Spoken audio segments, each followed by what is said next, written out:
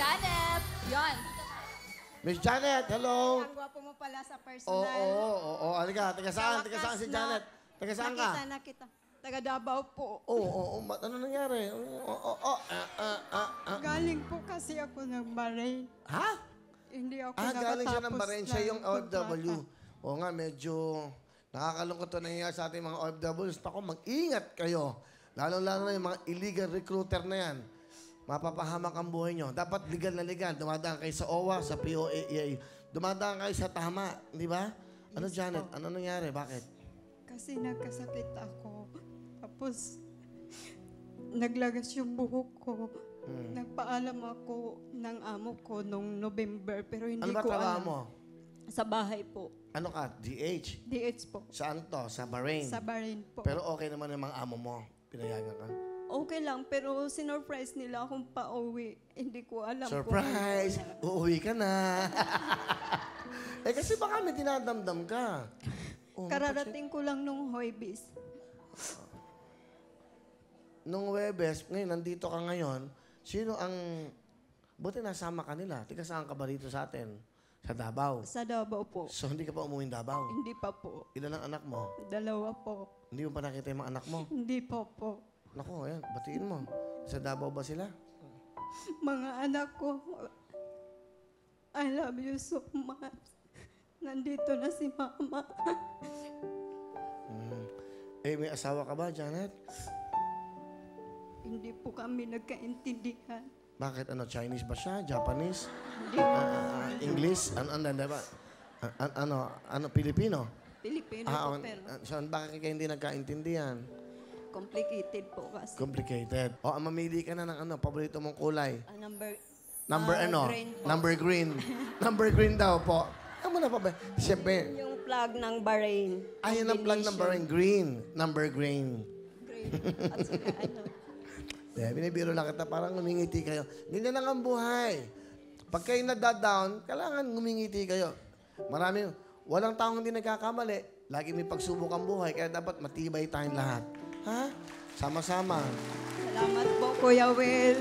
Kung wala po kayo, hindi ako Kakauwi. Wala pa, hindi ka pa nananalo. Ang gwapo mo pala sa personal, Kuya Will. Kumirengkeng ka pa. Ayusin mo muna yung problema mo. Bago tayo magkakirengkengan. Ay, problema eh. Nakakatawa naman sila. Kaya mga malapit ng puso ko sa mga OFW, isipin nyo ang buhay nila. Meron siyang 2 anak sa Davao. Mangungutang, bibili ng ticket. Minsan na, hindi pa nagiging maganda yung nagiging buhay. Pagpunta sa ibang bansa, ano nangyayari? Nasasaktan, nababastos. Hindi ba? Naaabuso. Tapos, ang inaalagaan nilang anak, hindi pa nila anak. Para matustusan ang kanyang mga anak dito sa ating bayan. So, ganun kahirap eh. Dapat, sige. Sa kalendaryo, ilan ang mga araw o days of the weeks na may Tagalog names na nagtatapos sa letter S? Dahan-dahan ka lang, ha? Okay. Dahan-dahan ka lang. Bilangin mo muna, bibigyan ka naman. Meron kang 5 segundo. Meron kang 5,000 pag tama ka. Kaya, 5 seconds ka. Ha? Kaya ilan, ha? Ilan? Ilang mga daliri ang ha? 10 mga daliri, hatiin mo ang 10. 5 dapat ang, ha? 4 po. Ay!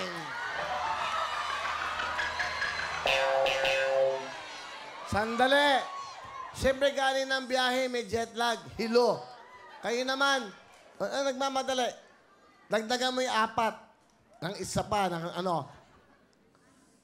5 po. Ha? Ilan? 5. 5? 5 po. Papalakpakan sila. Mali. 5 kalahati. Ang tamang sagot ay 5! Isa-isa, ha? Okay. Lunes, Martes, Miyerkules, Huwebes, Biyernes, 5 ang menong letrang S. Sa Tagalog, ha?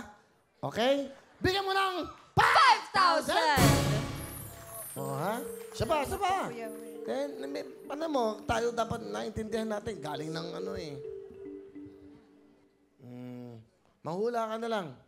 Hindi. Sa Pinoy basketball players, basahin mo. Sa Pinoy basketball players, ano ang apelyido nila Bong, Kiefer at 30. Ano yan? Letrang R. O, ha? Dating mga sikat na player ng Bong Rebella?